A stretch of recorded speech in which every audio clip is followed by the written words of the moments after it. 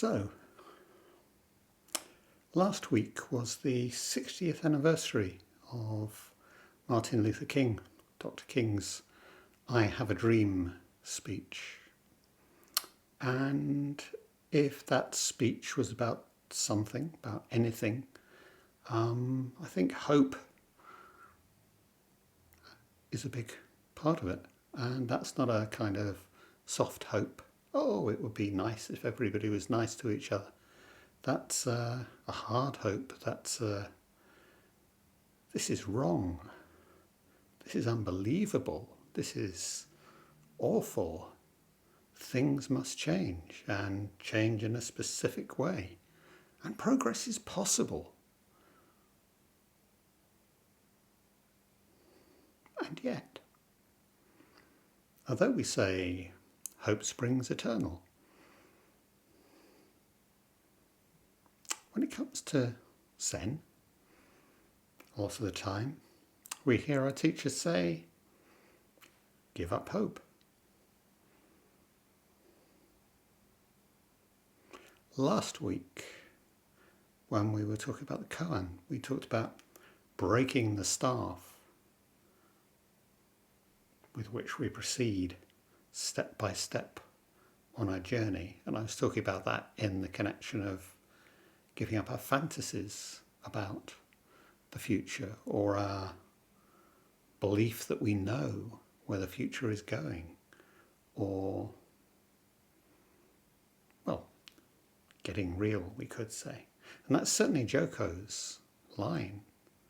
Give up hope. We know what's going to happen. Get real. And there's, several occasions where Thich Nhat Hanh is saying broadly the same thing.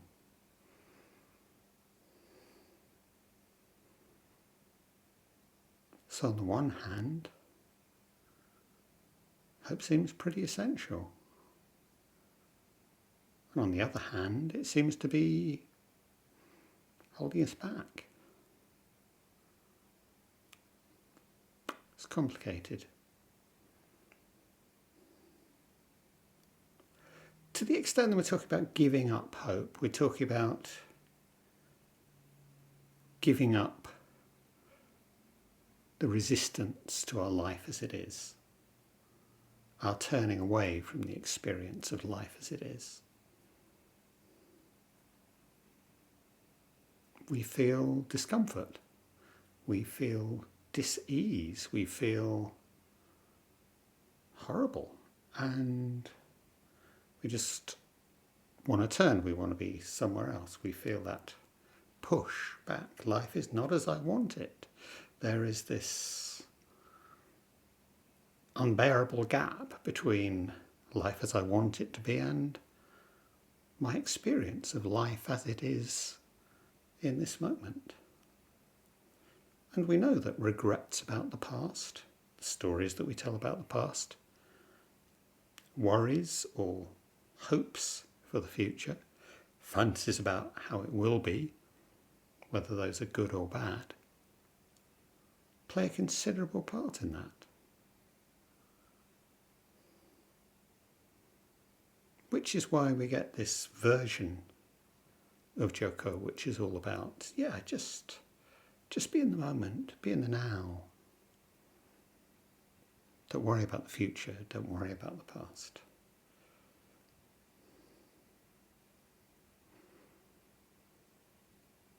But I think it's more complicated than that. I talk about resistance to our life as it is. That feeling of pressure, that feeling of wanting to, my body's already there. I'm aware of it, wanting emotionally, even physically, just turn away, change. But do I turn away? In actual fact, can I stay? Because if I stay, then I can experience my resistance. And what I don't want to do is experience my resistance, which is why I try and avoid it. But if I don't try and avoid it, if I stay with my resistance, what then? I mean, what really is the problem? In The Eye of the Storm, Joko talks about the glider caught in the tornado. There's only one possible outcome for this. The glider goes down. The end. And that's where we ended up with last week's talk as well. The bottom line, literally the bottom line on this, the ground. We're all going down. And that's the problem with our fantasies, the problem with our hope. We think it means we can avoid this. And I mean, I've probably mentioned, my own wonderful naivety. I was horrified the first time I read that Dharma talk of Joko's. What? We're all going down? You mean there's no happy ending? Couldn't bear it. Just rip me up. But of course, that's the truth. But does that mean that hope is ridiculous, irrelevant, harmful even? What does Joko actually tell us to do? She tells us to enjoy the ride. We know where it's going, we know the end, but in that sense we have this free choice. I can either give up, set the controls for the ground, get it over with, or I can enjoy the ride wherever it takes me.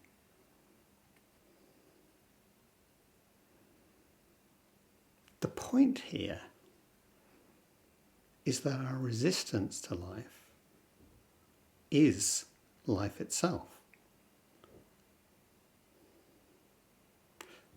This is the problem with turning away, because by turning away from experiencing this resistance, I'm turning away from life itself.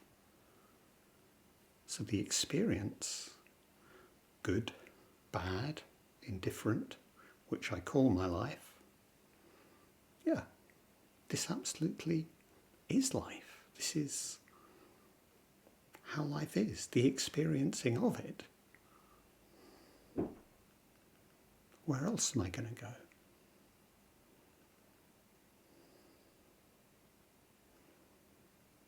Great Japanese teacher Uchiyama talks about Zazen and the stillness of Zazen, which both is and isn't a silence. He talks about our thoughts tumbling, playing, as being very much like the rumblings in our gut. They're not going to stop. We're not trying to immobilize our gut when we're sitting. And if we're not trying to do that, then let's not immobilize our thoughts, our feelings, our emotions in the name of this moment, whether we're sitting or whether we're engaged in the whole of life. This resistance, this tension, this experiencing of the resistance is life itself. That's why Dogen in Genjo Koan, there's this wonderful couplet, flowers fall, even though we love them. Weeds grow, even though we dislike them. Perfect statement of the gap. Perfect statement of our lives. The question is, how do we work with this? How are we going to work with this? My own teacher, Barry Magid, has a neat little phrase for this. It's not a problem to have problems. We're talking levels here, aren't we? Either I see life as presenting itself with a series of life presenting me with a series of problems, one after the other. They're problems. Or I see the flow of life, of which ups and downs are a natural part. And it's not a question of chilling out and being, yeah, it's all fine, no problem. No, these are problems, and yet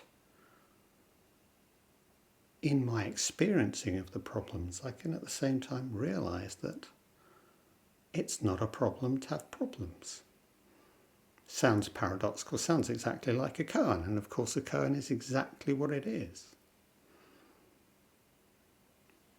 This tension, this gap between the reality of the problems and it not being a problem to have problems. You can say that the other way around. You can say it's okay not to be okay, which has the same kind of tension. Which reminded me,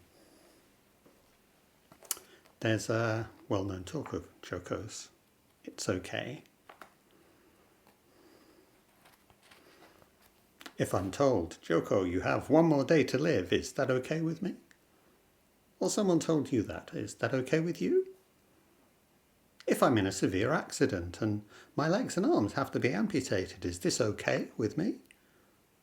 If that would happen to you, is it okay?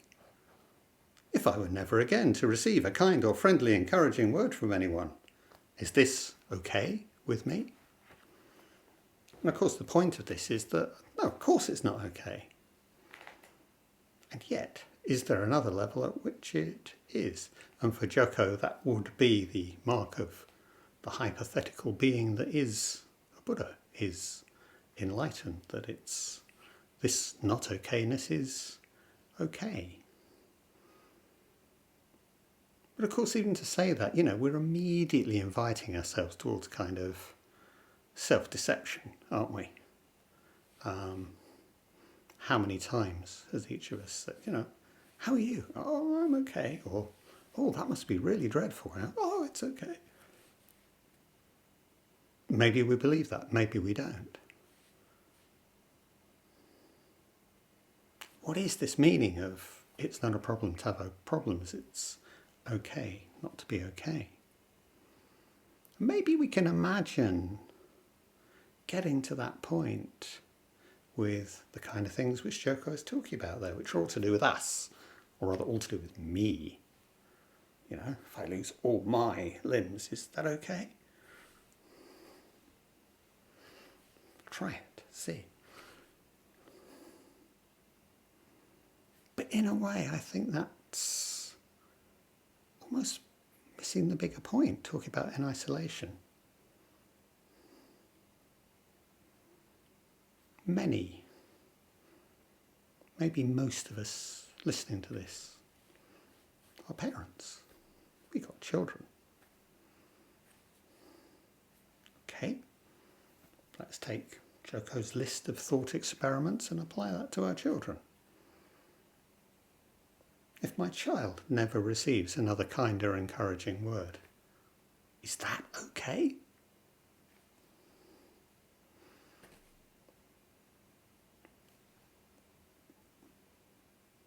What would that sense be?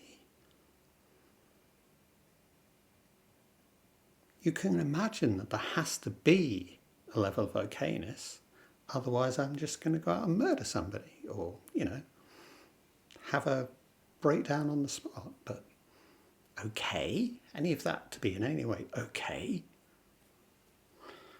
Unimaginable. We're social beings. Without the we, there's no me. And that's never clearer when I'm talking in relation to my own children or other loved ones. So if we know the bottom line is, the absolute is, we're all going down, well, of course we are, but how is the ride? How is the ride for each of us? How is the ride for us, and how is the ride for those we love? How is the ride for those we care about?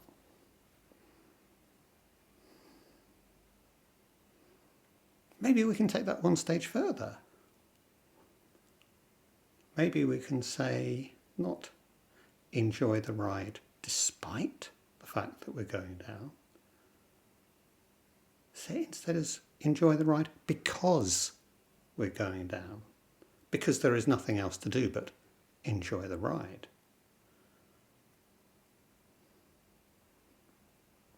And suddenly we're coming back towards the Heart Sutra. Enjoy the ride because there is nowhere to get to. There is no end. There is no happy ending. There is no goal, except in a very provisional sense. So enjoy the ride. And enjoy the ride together, because that's what it's actually about.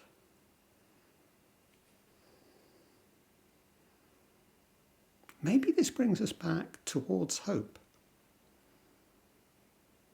because actually we're touching into the sense of emptiness again here. And again, say all things are empty. Yeah, so hope is empty because there is no attainment, because there is no final goal. But that doesn't make hope unreal. It doesn't make it useless. It doesn't make it damaging.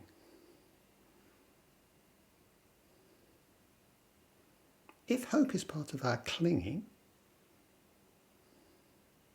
part of our hooks onto life, then yeah, sure, maybe that's disabling. But in actual fact, just to put the paradox back fully with Buddhism, we're beginning to talk around the precepts, and we talk around the idea of the Bodhisattva from time to time, this being whose mission, impossible, ridiculous mission, is to save all beings. And our aspiration within that, our aspiration for our practice, our aspiration for our Sangha, our aspiration for the world,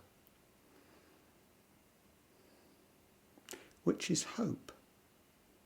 But maybe hope that recognises the empty nature of hope, that is in that sense a ride, in that sense without ceasing to be absolutely serious and absolutely the great matter of life and death, a game, a dance. And will this dance be in the direction of saving all beings with that aspiration? Will this dance be in the direction of bearing witness? Bearing in mind that at its simplest, our bearing witness is simply not turning away from experience, turning away from life, but actually experiencing this experience, good, bad, indifferent.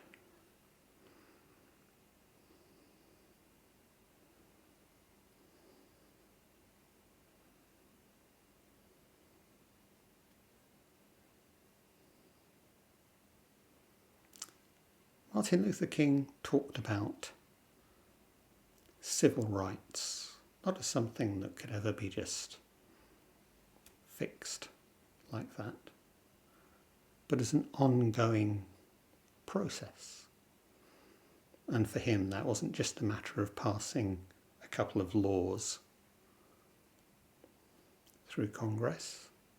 It was an ongoing engagement with every aspect of society, every aspect of politics, both at the most immediately personal level and at the collective level.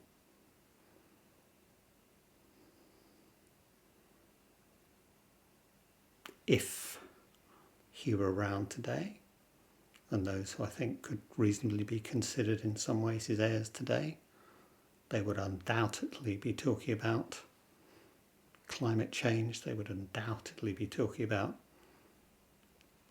environmental crisis. Because all of this is immediate to all of us. And if we're not going to turn away, we have to allow ourselves to see this and experience this as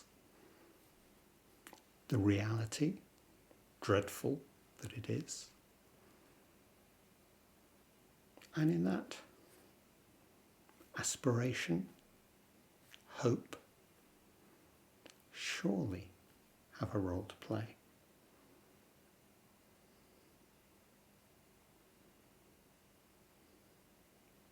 Can we see what I'm meaning by saying understand hope as empty? And that is absolutely not a reason for giving up. It is a reason to continue, to bear witness, to join the dance, to play the game.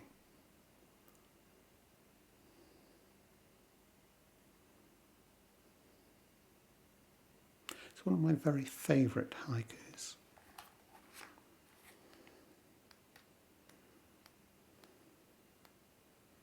This is Issa.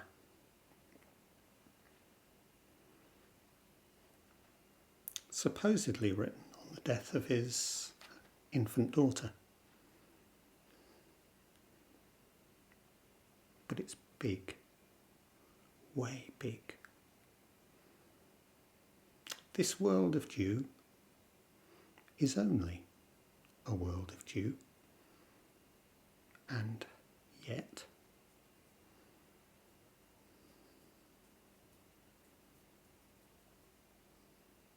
this world of dew is only a world of dew, and yet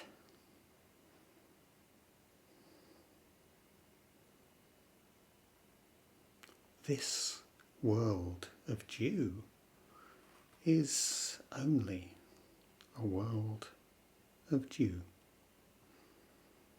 and